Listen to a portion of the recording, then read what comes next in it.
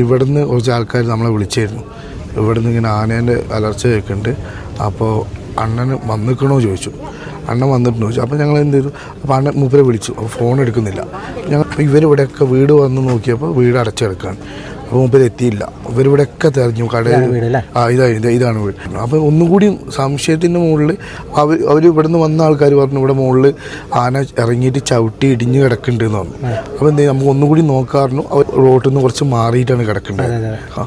ഭയങ്കര ദയനീയാവസ്ഥയായിരുന്നു, ഭയങ്കര വിഷമമാണ്. പറഞ്ഞു കഴിഞ്ഞാൽ മോഴയാണ്. അപ്പോൾ പിന്നെ അത് വിട്ട് പോകണമെന്നില്ല. ഇവിടുന്ന് ഇപ്പോൾ കയറി കഴിഞ്ഞാൽ അപ്പുറത്തെ കാട്ടിൽ കയറും. ആരോ പറഞ്ഞ പോലെ റവന്യൂക്ക് ഒരു ചെക്ക് ഒപ്പിട്ട് വെച്ചിട്ടുണ്ട്. ആരും ഭരിക്കുന്നോ അവർക്ക് കൊടുക്കുക, പോവുക. അതാണ് ഇപ്പോൾ നിരന്തരം സംഭവിച്ചുകൊണ്ടിരിക്കുന്നത്. ഒരു പെട്രോളിങ്ങോ ഒന്നും ഉണ്ടാവില്ല. ആന വന്നാൽ 2 പറക്കം പൊട്ടിക്കും പോവും, അത്രയേ ഉണ്ടോ. ഇവിടെ നിരന്തരം ആനശല്യമുള്ളൊരു സ്ഥലമാണ്. എന്നാലും ഇവർ വിളിച്ചാലും ഇവർ വരില്ല.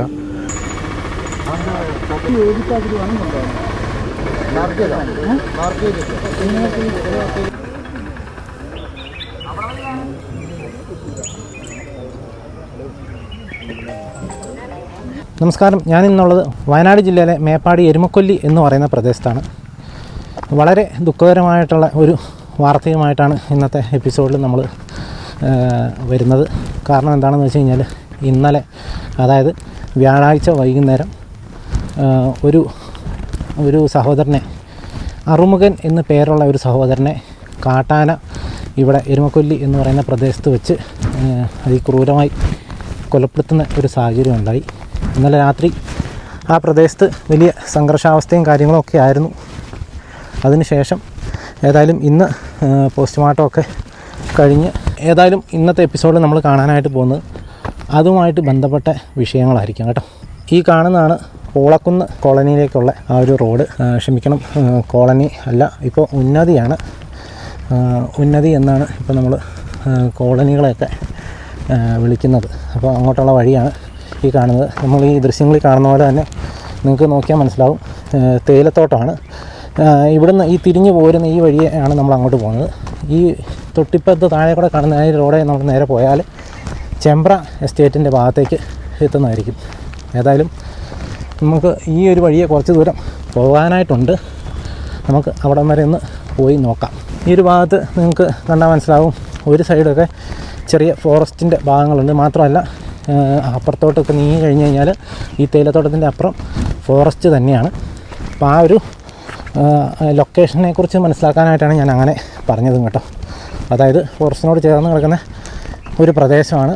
കാട്ടാനശല്യം നിരന്തരമായിട്ട് ഉണ്ട് എന്ന് തന്നെയാണ് നമുക്ക് ഇവിടുന്ന് മനസ്സിലാക്കാനായിട്ട് സാധിച്ചത്. ഇതിനു മുന്നേ ഈ പ്രദേശത്ത് നിന്ന് കാട്ടാന ആളെ കൊന്നിട്ടുണ്ട് എന്നൊക്കെയാണ് നമുക്കിപ്പോൾ ഇവിടുന്ന് അറിയാനായിട്ട് സാധിച്ചത്.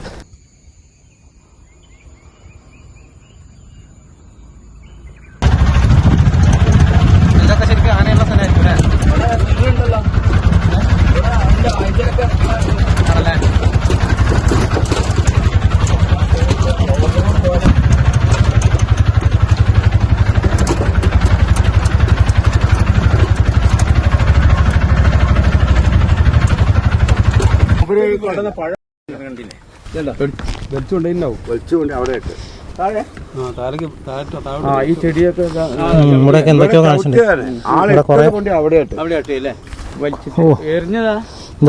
ഇവിടെ കണ്ട ചെടിയൊക്കെ ഒടിഞ്ഞു കിടക്കണം. ചെടിയൊക്കെ ഈ ഭാഗത്ത് വെച്ചിട്ടാട്ടോ ആ ഒരു അറുമുഖൻ എന്ന് പറയുന്ന ആ ഒരു സഹോദരനെ കാട്ടാന അതിക്രൂരമായി കൊലപ്പെടുത്തിയത് ഇവിടെ വെച്ചിട്ടാണ്. നമുക്കിവിടെ ഈ ചെടിയൊക്കെ ഇങ്ങനെ പൊട്ടി ഇതായിട്ട് കിടക്കുന്ന രംഗങ്ങളൊക്കെ കാണാം. നമ്മൾ കുറച്ച് ദൂരം മുകളിലേക്ക് കയറി വന്നു. ആ ഒരു ഭാഗത്താണ് ഈ ഒരു സംഭവം ഉള്ളത്. ആന കിടന്ന് ചീറിയപ്പോഴാണ് ഇവർ അറിഞ്ഞത്. അതെ, ഉണ്ടോ ചോരപ്പാട് നമുക്കിവിടെ. ആന കിടന്ന് ചീർന്നുണ്ടായിരുന്നു, ഇയാളെ കൊന്നിട്ടേ. ചീറും, ആന ഭയങ്കര കച്ചറ ഉണ്ടാക്കും. അതിനുശേഷം ബോഡി പിന്നെ ഇവിടുന്ന് വലിച്ചുകൊണ്ട് പോയി എന്നാണ് ഇവർ പറഞ്ഞത്. ആനയുടെ ആ ഒരു കലി തീരാതെ ആലോചിച്ച് നോക്കണം നിങ്ങൾ. എത്ര ദൂരം വന്നു ഇതാണ് നിങ്ങൾക്ക് കാണാം. ആ ഭാഗത്തുനിന്ന് എത്ര ദൂരം ഇവിടം വരെ കൊണ്ടുവന്ന് ഇവിടെയാണെന്നല്ലേ. വല്ലാത്ത കലി തീർത്തല്ലേ. കുറച്ച് കൈ കെട്ടിയപ്പോഴേ അത് ഇവിടെയാ ഈ ഭാഗത്ത് ഈ ഭാഗത്തായിട്ടായിരുന്നു അദ്ദേഹത്തിൻ്റെ മൃതദേഹം കിടന്നത് എന്നാണ് ഇപ്പോൾ നമുക്ക് മനസ്സിലാക്കാനായിട്ട് സാധിക്കുന്നത്. അതായത് അത്രയും ദൂരം, അതിൻ്റെ തൊട്ട് മുകളിലായിട്ട് നമുക്കറിയാം കാടുണ്ട്, അതിനുശേഷം തേയിലത്തോട്ടാണ് മൊത്തം. അതിൻ്റെ ഇടയ്ക്ക് ഇവരുടെ ഊരിലേക്ക് പോകുന്ന ഈ ഒരു വഴിയും, ഊരിലേക്ക് പോകുന്ന ആ സമയത്ത് രാത്രിക്കാണ് സംഭവം നടന്നത്. രാത്രി ഒരു 8-8:30 സംഭവം നടന്നിട്ടുണ്ട്. ഏതായാലും ഇവിടെയാണ് അദ്ദേഹത്തിൻ്റെ ബോഡി കടന്നിരുന്നത് എന്നാണിപ്പോൾ നമുക്ക് മനസ്സിലാക്കാനായിട്ട് സാധിക്കുന്നത്. ഏതായാലും വലിയ ഒരു ദുഃഖകരമായിട്ടുള്ള ഒരു അവസ്ഥ തന്നെയാണ് കേട്ടോ. ഒരു പാവം പിടിച്ച മനുഷ്യനെ കാട്ടാന ഇതേ രീതിയിൽ കൊലപ്പെടുത്തിയത് നമുക്കൊക്കെ വലിയ ദുഃഖം ഉണ്ടാക്കുന്ന ഒരു കാര്യം തന്നെയാണ്.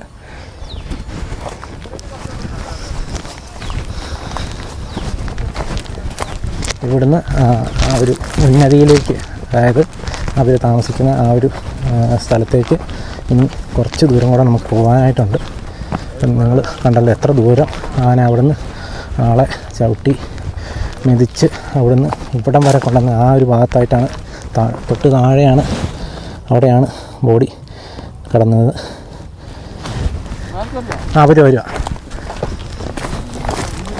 ഇവിടെ ഈ ഒരു ഭാഗത്ത് വെച്ചിട്ടാണ് കണ്ടോ ആ ചവിട്ടും കാര്യങ്ങളൊക്കെ നടന്നത് ഇവിടെ വെച്ചാണ്. ഇവിടെയൊക്കെ വലിയ സംഘടന നടന്നതിൻ്റെ ലക്ഷണമൊക്കെ നമുക്ക് കാണാം.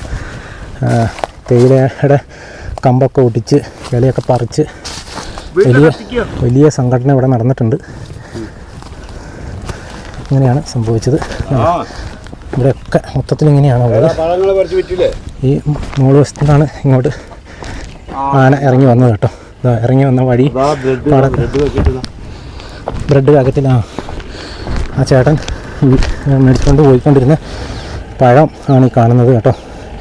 അദ്ദേഹത്തിൻ്റെ വീട്ടിലേക്ക് അദ്ദേഹത്തിൻ്റെ കുടുംബാംഗങ്ങൾക്ക് വേണ്ടിയിട്ട് മേടിച്ച പഴമാണ്. അവിടെ മേടിച്ച പഴമാണ് ഈ കാണുന്നത്. മാത്രമല്ല തൊട്ടിപ്പുറ ബ്രെഡും നമുക്ക് കാണാം, ഒരു പാക്കറ്റ് ബ്രെഡും. ഇതെന്താ ഇതൊക്കെ അദ്ദേഹം മേടിച്ചുകൊണ്ട് പോകുന്ന പറഞ്ഞേ.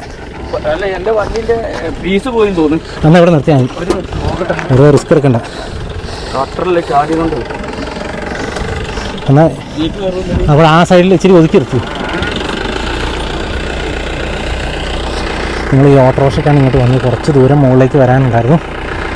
കൃത്യസമയത്ത് ഈ ഒരു ഓട്ടോ കിട്ടിയതുകൊണ്ടാണ് നമുക്ക് തുണയായത്. ഏതായാലും വല്ലാത്തൊരു ദുഃഖകരമായിട്ടുള്ളൊരവസ്ഥയാണ് കേട്ടോ. അതുപോലെ ആ ഒരു ഭാഗത്തൊക്കെ നമുക്ക് കാണാം കല്ലൊക്കെ ഇളകി കിടക്കുന്ന കാണാം. ഇന്നലെ രാത്രിയിലത്തെ അദ്ദേഹത്തിനെ കൊലപ്പെടുത്തുന്നതിൻ്റെ ഭാഗമായിട്ട് സംഭവിച്ച കാര്യങ്ങളൊക്കെയാണ് ഇതൊക്കെ. വലിയ കഷ്ടം തന്നെ കേട്ടോ.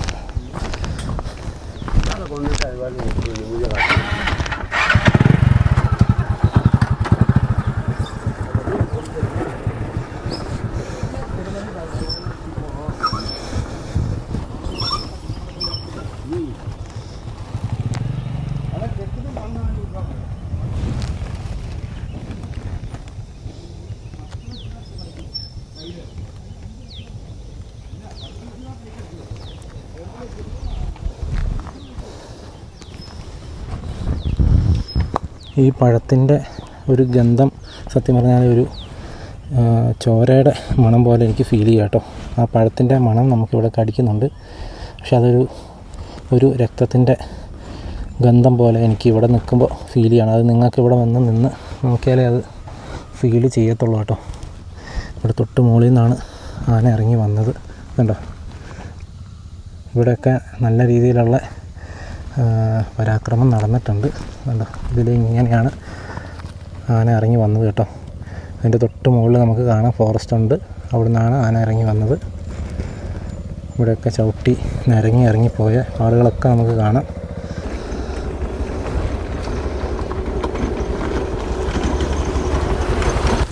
ചേട്ടൻ്റെ പേരെങ്ങനെയാണ്? എൻ്റെ പേര് മഹാളിയാണ്, തമിഴ്നാട്ടിൽ നിന്ന് വന്നതാണ്. ഞങ്ങൾ വന്നിട്ട് 55 വർഷമായി ഇവിടെ. ആണല്ലേ? അതെ. ചേട്ടൻ്റെ ഒക്കെ സുഹൃത്താണോ? സുഹൃത്ത് അറിയുന്ന ആളാണ്. ആദ്യം എളമ്പള്ളിയായിരുന്നു. എളമ്പള്ളി സാറി അവിടുന്ന് എസ്റ്റേറ്റ് പോയിട്ടിന് ശേഷം ഇവിടെ മേപ്പാടി ഇവിടെ നിന്ന് താമസം മാറ്റിയതവർ. ഇവിടെ ഉന്നതിയിൽ താമസിക്കുന്ന എല്ലാവരും ഈ എസ്റ്റേറ്റ് തൊഴിൽ പിന്നെ കുറേ ആദിവാസി ആരണമല കവലിക്കാർ അവരിവിടെ വന്ന് താമസിക്കുന്നുണ്ട്. ഇന്നലെ പിന്നെ ഇവിടെ മേപ്പാടിയിലാണ്, ഏല സ്റ്റോറിലാണ് മൂപ്പര് ജോലി ചെയ്യുന്നത്. നമ്മളെ കടമ്പരാജിൻ്റെ കടയിലാണ്, അതിലാണ് ജോലി ചെയ്യുന്നത്. അപ്പോൾ അവർ തോട്ടം ഇവിടെ ഉണ്ട്, അതും നോക്കിയിട്ട് മൂപ്പര് പോകുന്ന. അപ്പോൾ കുടുംബമൊക്കെ ചെക്കന്മാരൊക്കെ നാട്ടിലാണ്, മൂപ്പര് ഒറ്റയ്ക്കാണ്. പെണ്ണുങ്ങൾ മറിച്ചിട്ട് 2-3 വർഷമായി. അതെ, മൂപ്പര് ഒറ്റയ്ക്കാണ്. മക്കളൊക്കെ നാട്ടിലാണ്. തമിഴ്നാട്ടിൽ. അപ്പോൾ മൂപ്പര് എപ്പോഴും പണി കഴിഞ്ഞിട്ട് വരുന്ന സമയമാണ്. ഇവിടെ ഇങ്ങനെ ഈ ആനയുടെ പ്രശ്നം ഭയങ്കര ശല്യമാണ്. ഇവിടെ മാത്രമല്ല, നമ്മളെ ഭാഗത്ത് മീനാശി, കള്ളാടി, ആപ്പച്ചോല, ആ ഭാഗത്ത് എല്ലാം ഉണ്ട്. പിന്നെ അണ്ണമലയിൽ ഒരു 2-3 വർഷം മുമ്പ് ഒരാളെ ആന കൊന്ന്, ആദിവാസിയാണ്, മോഹൻ എന്ന് പറഞ്ഞിട്ട്. ഈ അടുത്ത് തന്നെ ചൂരൽമലയിലുണ്ട്. ചൂരൽമലയുണ്ടായിരുന്നു. കുറെ ഇങ്ങനെ ഒരു 9 മരണം ഇതുവരെ പഞ്ചായത്തിന്റെ കീഴിലാണ്. അതെ. ഇത് ശരിക്കും പറഞ്ഞാൽ ചെമ്പ്രയാണ്. അതെ. അപ്പോൾ ഇത് ഇന്നലെ എത്ര മണിയായപ്പോൾ? ഇന്നലെ ഒരു 8 മണി 8:30 ആകുമ്പോഴത്തേക്കാണ് ഈ സംഭവം നടന്നത്. മൂപ്പര് പണി കഴിഞ്ഞിട്ട് വരുമ്പോഴാണ്. പിന്നെ കൂടെ പറഞ്ഞിട്ടുണ്ട് ഇന്ന് പോകണ്ട. അതെ, കൂടെ അല്ലല്ലോ, മൂപ്പര് ഒറ്റയ്ക്ക് വന്നാണ്. പോകണ്ടെന്ന് പറഞ്ഞിട്ടുണ്ട്. കടയിൽ ജോലി ചെയ്യുന്ന ആൾ അയാൾ പറഞ്ഞിട്ടുണ്ട്. അവർക്ക് അറിയാന്ന് പറഞ്ഞില്ല. രാത്രി ആയതുകൊണ്ട് വേണ്ട, ഇവിടെ കിടന്നോളി, ഒറ്റയ്ക്കലേ ഉള്ളൂ, ഇവിടെ കിടന്നാൽ മതി എന്ന് പറഞ്ഞപ്പോൾ അല്ല, ഞങ്ങൾ മെല്ലെ പോട്ടെ എന്ന് പറഞ്ഞിട്ട് വന്നപ്പോൾ സംഭവിക്കുന്നു. സാർ എന്നും വരുന്ന വഴിയാണ്, സ്ഥിരമായിട്ട് വരുന്ന വഴിയാണ്. അപ്പോൾ അങ്ങനെ വന്നതാണ്. ആദ്യം കണ്ടത് കറക്റ്റ് അറിയില്ല സാർ. നമ്മളിപ്പോൾ കള്ളാടിന്നാണ് വന്നത്, സംഭവം അറിഞ്ഞിട്ട് വന്നത്. ഇങ്ങനെ സംഭവം നടന്നത് കാരണം ഇച്ചിരി മാറി താഴേക്കായിട്ടാണ് ബോഡി കിടന്നത്. ബോഡി കിടന്ന് ഞങ്ങൾക്ക് പിന്നെ 9 മണിക്ക് ഫോണ് വന്നിട്ടാണ് ഞങ്ങൾ അറിഞ്ഞത്.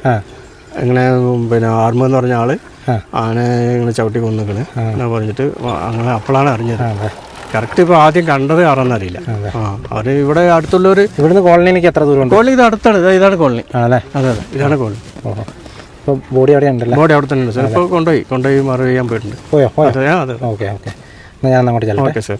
ബോഡി ഇപ്പോൾ മറവ് ചെയ്യാനായിട്ട് എടുത്തു എന്നാണ് നമുക്ക് മനസ്സിലാക്കാനായിട്ട് സാധിച്ചത്. പക്ഷേ ഇത്രയും ദൂരം മുകളിലേക്കുള്ളായിരുന്നുകൊണ്ട് മാത്രമല്ല, ഈ റോഡിൻ്റെ സ്ഥിതിയൊക്കെ നിങ്ങൾക്കറിയാം. ഒരു ഓഫ് റോഡ് പോലത്തെ റോഡാണ്.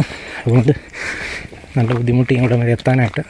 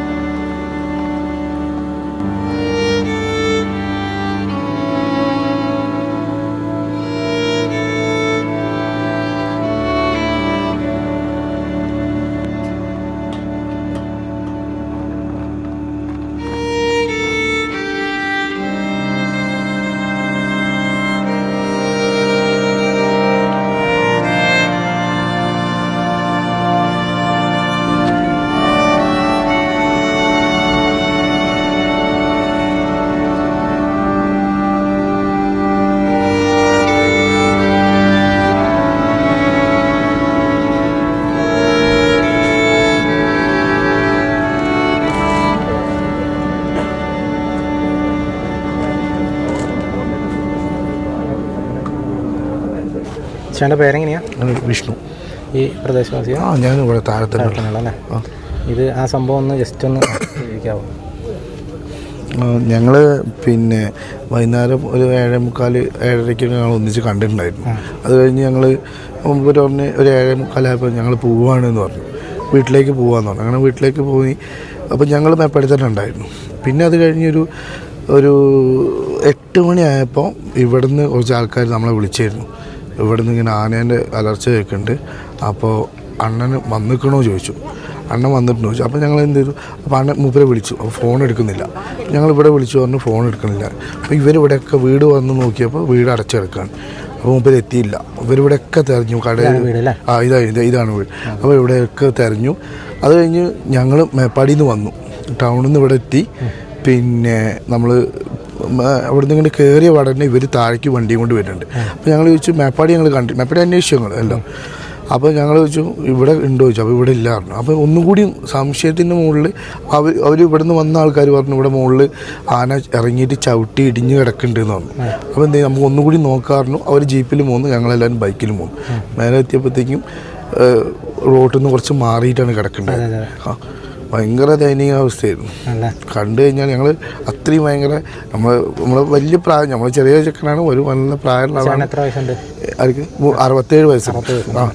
നമ്മളത്രയും കമ്പനിയായി. പിന്നെ നമ്മളൊരു സുഹൃത്തിൻ്റെ കടയിൽ ഇങ്ങനെ വരും, ഞങ്ങളൊക്കെ അത്രയും കമ്പനിയായി ഇങ്ങനെ ഇരിക്കുകയാണ്.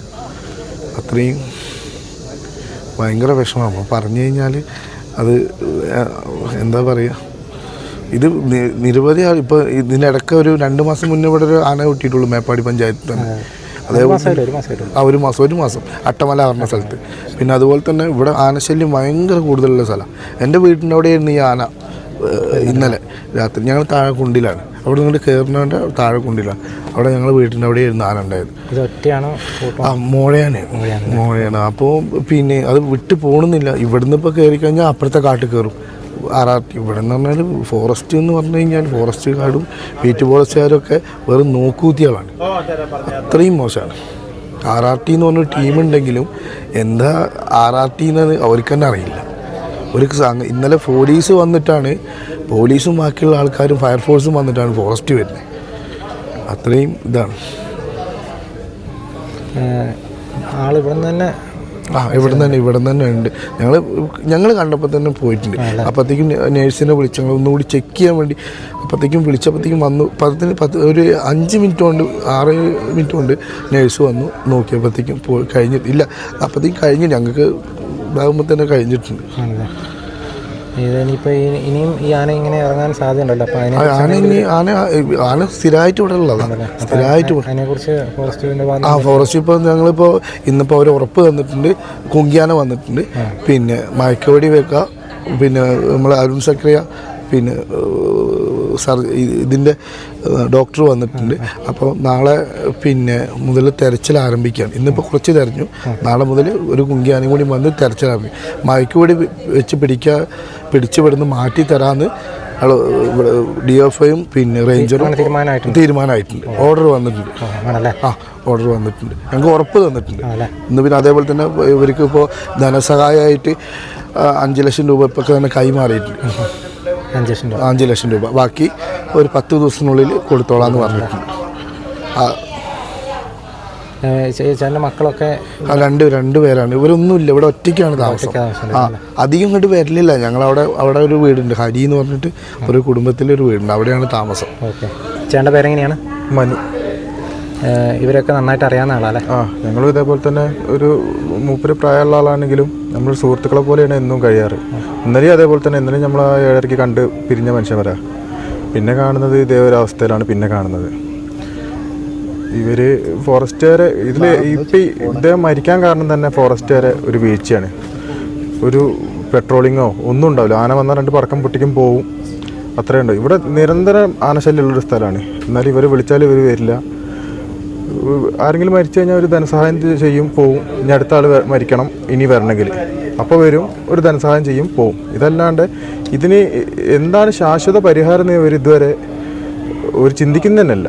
ഇത് ചെയ്യുക, ഇപ്പോൾ ആരോ പറഞ്ഞ പോലെ റവന്യൂക്ക് ഒരു ചെക്ക് ഒപ്പിട്ട് വെച്ചിട്ടുണ്ട്. ആരും മരിക്കുന്നോ അവർക്ക് കൊടുക്കുക, പോവുക. അതാണ് ഇപ്പോൾ നിരന്തരം സംഭവിച്ചുകൊണ്ടിരിക്കുന്നത്. എൻ്റെ അച്ഛനും ഇതേപോലെ 9 കൊല്ലം മുന്നേ മരണപ്പെട്ടാണ്. ആ, അന്നും ഇതേപോലെ തന്നെയായിരുന്നു. അന്നും ഇതേപോലെ വാഗ്ദാനങ്ങളൊക്കെ തന്നു, ജോലി തരാമെന്ന് പറഞ്ഞു, പൈസ തരാമെന്ന് പറഞ്ഞു. എന്നിട്ടും എനിക്കിപ്പോഴും അതിൽ 5 ലക്ഷം രൂപ കിട്ടാനുണ്ട്. ഞാനിപ്പോഴും ജോലിൻ്റെ പുറകെ ഇപ്പോഴും നടക്കും. 9 വർഷമായിട്ട് ഇല്ല. 11 ലക്ഷം റുപ്യാണ് പറഞ്ഞത്. ഫോറസ്റ്റിന് 5 ലക്ഷവും 1 ലക്ഷം റുപ്യ ഇൻഷുറൻസും സർക്കാരിന് 5 ലക്ഷവും. അതിൽ സർക്കാരിന് 5 ലക്ഷം എനിക്ക് ഇതുവരെ കിട്ടിയിട്ടില്ല. ജോലി ഇതേപോലെ തന്നെ തരാമെന്ന് പറഞ്ഞാൽ അതും പുറകെ നടക്കാമെന്നല്ലാണ്ട് അതും കിട്ടിയിട്ടില്ല. ഇത് ഇനിയും തുടരും, ഇത് തന്നെ തുടരുള്ളൂ. അല്ലാത്ത അവസ്ഥ തന്നെയല്ലേ. ഇവിടെയൊക്കെ ഒത്തിരി വീടുകളുള്ളതാണ് ഈ ഭാഗത്ത്. ഇവിടെ ഇപ്പോൾ ഒരു കോളനിയാണിത്. ഇവിടെ 10-19 കുടുംബമായിട്ടുണ്ട്. കുടുംബം. ആ, ഇവര് ഡെയിലി എല്ലാവരും ഈ പണി കഴിഞ്ഞ് ഈ വഴിയാണ് വരുന്നല്ലേ. കൂടുതൽ ആൾക്കാർ ഈ തേയിലത്തോട്ടത്തിൽ. ഇതിപ്പോ നമുക്കൊന്ന് മേപ്പാടി പോയി വരണമെങ്കിലോ എന്തെങ്കിലും സാധനങ്ങൾ വാങ്ങിയിട്ട് വരണമെങ്കിലോ ഈ വഴിയിലാണ്. ഇതിപ്പോ ജീപ്പിനൊക്കെ കയറി പോരായിരിക്കും, ഒന്നിനും പറ്റില്ല. അപ്പൊ മൂപ്പരന്നെ ഓട്ടോറിക്ഷയിൽ വന്നിട്ട് അവിടെ ഇറങ്ങിയിട്ടാണ് നടന്നു വന്നത്. അതും 8 മണിക്കാണ്. നമ്മളിപ്പോ ഒരു 10 മണിയൊക്കെ ആണെങ്കിൽ നമുക്ക് പറയാം കുറച്ചുകൂടി നേരത്തെ വന്നോട് പറയാം. നമ്മൾ സാധാരണ ഒരു ടൈമല്ല 8 മണി 7 മണി എന്നൊക്കെ പറഞ്ഞാൽ നമ്മൾ സാധാരണ വീട്ടിലേക്ക് പോകുന്ന ഒരു ടൈമാണ്. ആ ടൈമിനാണ് ഇപ്പൊ ഇത് സംഭവിച്ചിട്ടുള്ളത്. നമ്മളിപ്പോൾ കാണുന്ന പോലെ ഇതാണ് അറുമുഖൻ എന്ന് പറയുന്ന ആ സഹോദരൻ്റെ വീട്. ഇതാണ് വീടിന് തൊട്ട് പുറകിലായിട്ടുള്ള ആ ഒരു പ്രദേശത്ത് തന്നെയാണ് അദ്ദേഹത്തിൻ്റെ മൃതദേഹം ഇപ്പോൾ ദഹിപ്പിക്കുന്നത്.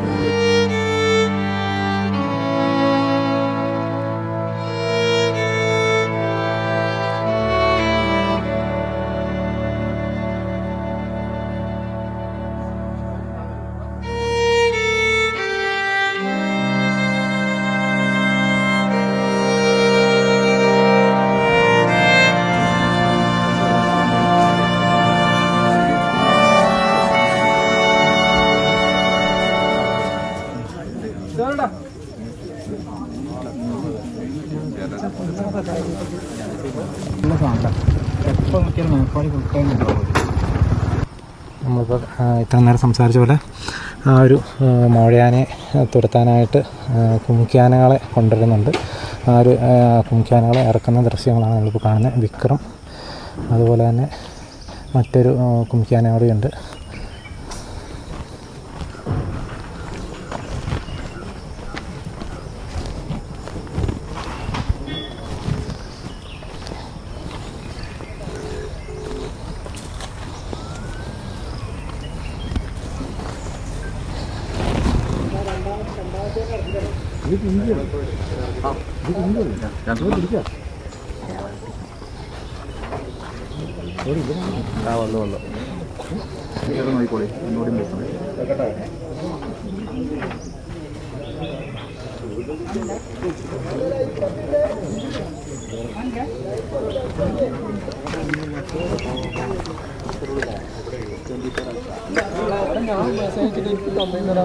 വീഡിയോ എടുക്കരുത്, ഇറങ്ങട്ടെ. നെറ്റ് സീനാണ് അതിങ്ങനെ എടുത്തിട്ട്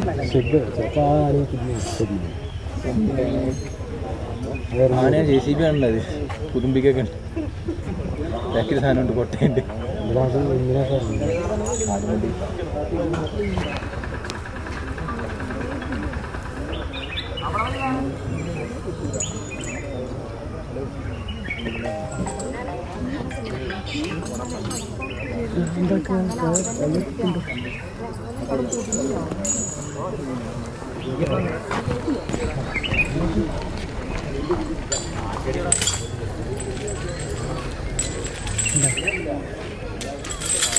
പോകാനല്ലേ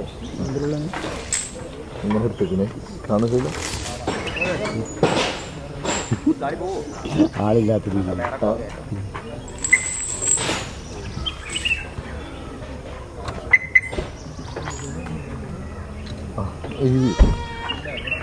ഇത് അല്ലേ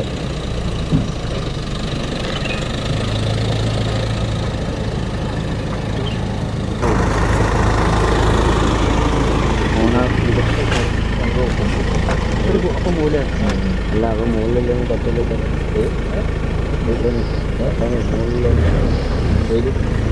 അതുണ്ടാവില്ലേ ഇത് പോകുമ്പോൾ ആൾ പോകും. അത് ഇതിനെ ഇതാക്കിയിട്ട് വന്നു. ഇത് ആദ്യം വന്നത് ഇതിപ്പോൾ വന്നു. ഈ രണ്ടിനും യോജിച്ചാക്കിയിട്ട് വന്നുണ്ടാവും.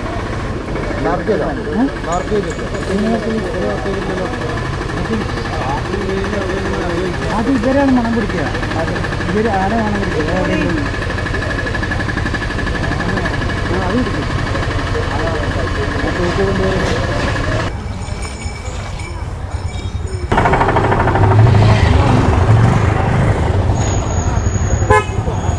ഈ കാണുന്ന ബ്ലോക്ക് മുഴുവൻ ഈ കുങ്കിയാനയെ കാണാനായിട്ട് വന്ന ആളുകളാട്ടോ.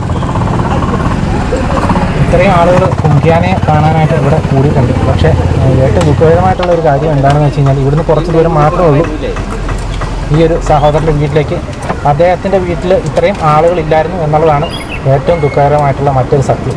രാജ്യം മുഴുവൻ പഹൽഗാം എന്ന് പറയുന്ന നമ്മുടെ കാശ്മീരിൻ്റെ ആ ഒരു പ്രദേശത്ത് നിരവധി ടൂറിസ്റ്റുകൾക്ക് നേരെ നിരപരാധികളായ നിരായുധരായ ടൂറിസ്റ്റുകൾക്ക് നേരെ നിറയൊഴിച്ച TRF എന്ന് പറയുന്ന തീവ്രവാദ സംഘടനകൾ അങ്ങനെ 10-27 പേരുടെ ജീവൻ അവർ നിഷ്കരണം എടുത്തിരിക്കുകയാണ്. അതാണ് നമ്മുടെ രാജ്യത്തെ ഇപ്പോഴത്തെ പ്രധാനപ്പെട്ട ചർച്ചാ വിഷയം. മാത്രമല്ല നമ്മുടെ സൈന്യം സർവ്വസജ്ജമായി അവരെ നേരിടാനായിട്ട് ഇപ്പോൾ ഒരുങ്ങുകയാണ്. വരും ദിവസങ്ങളിൽ ആ ഒരു TRF എന്ന് പറയുന്ന സംഘടന അടിവേര് തന്നെ ഇളക്കും എന്ന് തന്നെയാണ് നമുക്ക് പ്രതീക്ഷിക്കാൻ പറ്റുന്നത്. മാത്രമല്ല പാകിസ്ഥാന് തക്കതായ ഒരു മറുപടിയും അവർ കൊടുക്കും എന്നുള്ളത് ഈ രാജ്യത്തിലെ ഏതൊരു പൗരനെ പോലെയും എൻ്റെയും പ്രതീക്ഷയാണ്. അങ്ങനെ ഇരിക്കുന്ന സമയത്താണ് ഈ ഒരു വന്യമൃഗ ആക്രമണം അല്ലെങ്കിൽ കാട്ടാന ആക്രമണത്തിൽ അറുമുഖൻ എന്ന് പറയുന്ന ഈ ഒരു സഹോദരൻ കൊല്ലപ്പെടുന്ന ഒരു സംഭവം ഉണ്ടായതും ഞാനിവിടെ വരാനായിട്ട് ഇടയായതും. അപ്പോൾ ഞാനിങ്ങനെ ചിന്തിക്കുകയായിരുന്നു, ഒരു വർഷം കേരളത്തിലും അതുപോലെ തന്നെ കേരളത്തിന് വെളിയിലും ഇന്ത്യയിലും മൊത്തത്തിൽ എത്ര ആളുകളാണ് വന്യമൃഗ ആക്രമണത്തിൽ കൊല്ലപ്പെടുന്നത് എന്നുള്ള കാര്യം. നമുക്കറിയാം, കേരളത്തിലെ കണക്കുകൾ തന്നെ ഈ അടുത്തൊക്കെ പുറത്തു വന്നിരുന്നു. കഴിഞ്ഞ 10 വർഷത്തെ കണക്കുകളൊക്കെ പുറത്തു വന്നിരുന്നു. എനിക്ക് കൃത്യമായിട്ട് കണക്ക് പറയാൻ അറിയത്തില്ല, എങ്കിൽ പോലും അത് വലിയൊരു സംഖ്യയായിരുന്നു.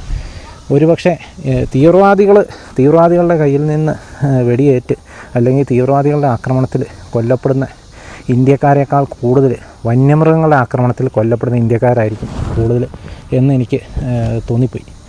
അപ്പോൾ ഞാൻ ആലോചിച്ചൊരു കാര്യം ഇതാണ്, ഒരു തീവ്രവാദി ആക്രമണം ഉണ്ടായപ്പോൾ തീർച്ചയായിട്ടും ഒത്തിരി ഊർജ്ജസ്വലതയോടുകൂടി ആ തീവ്രവാദികളെ കൊന്നു തീർക്കാനായിട്ടും രാജ്യത്തിന് ഭീഷണിയായ അല്ലെങ്കിൽ രാജ്യത്തിലെ ജനങ്ങൾക്ക് ഭീഷണിയായ രാജ്യത്തിലെ ജനങ്ങളുടെ ജീവന് ഭീഷണിയായ ആ ക്ഷുദ്രജീവികളെ കൊന്നെടുക്കാനായിട്ട് നമ്മുടെ രാജ്യവും നമ്മുടെ സൈന്യവും വളരെ ശക്തമായിട്ട് മുന്നിട്ടിറങ്ങുന്നുണ്ട്. വളരെ നല്ല കാര്യം തന്നെയാണ്, അത് വേണ്ട കാര്യം തന്നെയാണ്, സത്യമാണ്. പക്ഷേ അതുപോലെ തന്നെ പരിഗണന കിട്ടേണ്ട ഒരു വിഷയമല്ലേ ഇതും? ഈ രാജ്യത്തെ ജനങ്ങൾ തന്നെയല്ലേ ഈ വന്യമൃഗ ആക്രമണത്തിൽ, കാട്ടാന ആക്രമണത്തിലും മറ്റ് ജീവികളുടെ കടുവ, പുലി പോലെയുള്ള എല്ലാ വൈൽഡ് ആനിമൽസിൻ്റെ ആക്രമണങ്ങളിൽ കൊല്ലപ്പെടുന്നത് എന്ന് ചിന്തിക്കുമ്പോൾ അതും ഒരു സൈഡാണ് എന്നെനിക്ക് തോന്നി. അതുകൊണ്ട് മാത്രമാണ് ഞാൻ ഇങ്ങനെ ഒരു സ്പീച്ച് ഇവിടെ നടത്തിയത് കേട്ടോ. കാരണം ജീവൻ ആരുടെ പോയാലും നമ്മുടെ രാജ്യത്തിലെ നമ്മുടെ പൗരന്മാരുടെ ഇന്ത്യക്കാരൻ്റെ ജീവൻ തന്നെയാണ് പോകുന്നത്. അതിപ്പോൾ അതിർത്തി പോയാലും ശരി, ഈ നാട്ടിൽ ഇവിടെ കിടന്ന് പോയാലും എല്ലാവരും ഈക്വലി ഇമ്പോർട്ടൻ്റ് ആണ്. എല്ലാ പൗരന്മാർക്കും അവരുടേതായ അവകാശങ്ങൾ തരുന്ന ഒരു രാജ്യത്താണ് ഞാനും നിങ്ങളും ഒക്കെ ജീവിക്കുന്നത്. അപ്പോൾ തീർച്ചയായിട്ടും ഈ വന്യമൃഗ ആക്രമണത്തിൽ കൊല്ലപ്പെടുന്ന ആളുകൾക്കും നീതി കിട്ടേണ്ടത് തന്നെയാണ് എന്ന് വിശ്വസിക്കുന്ന ഒരാളാണ് ഞാൻ. ഒത്തിരി അധികം ആളുകൾ ഇതുകൊണ്ട് ബുദ്ധിമുട്ട് അനുഭവിക്കുന്നുണ്ട്. നിരവധി ആളുകൾ ഇതിൻ്റെ ദുഃഖം പേറുന്നുണ്ട്, വേദനകൾ അനുഭവിക്കുന്നുണ്ട്. നമുക്കറിയാം, ആളുകൾ മരിക്കുന്നുണ്ട്, ഒത്തിരി ആളുകൾ അംഗവൈകല്യം വന്ന് കിടപ്പാകുന്നുണ്ട്, ഒത്തിരി ആളുകൾക്ക് കൃഷികളും അവരുടെ അധ്വാനങ്ങളൊക്കെ നഷ്ടപ്പെടുന്നുണ്ട്.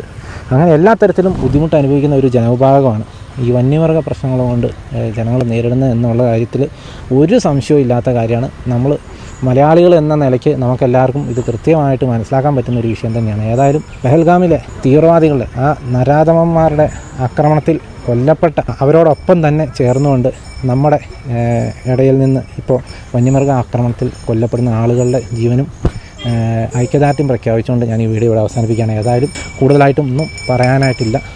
ഇത്രയൊക്കെ കാണിച്ചുകൊണ്ട് ഈ വീഡിയോ ഇവിടെ അവസാനിപ്പിക്കുകയാണ്. എല്ലാവർക്കും നീതി കിട്ടും എന്നുള്ളൊരു ശുഭാപ്തി വിശ്വാസത്തിൽ ഈ വീഡിയോ ഞാൻ ഇവിടെ നിർത്തുകയാണ്.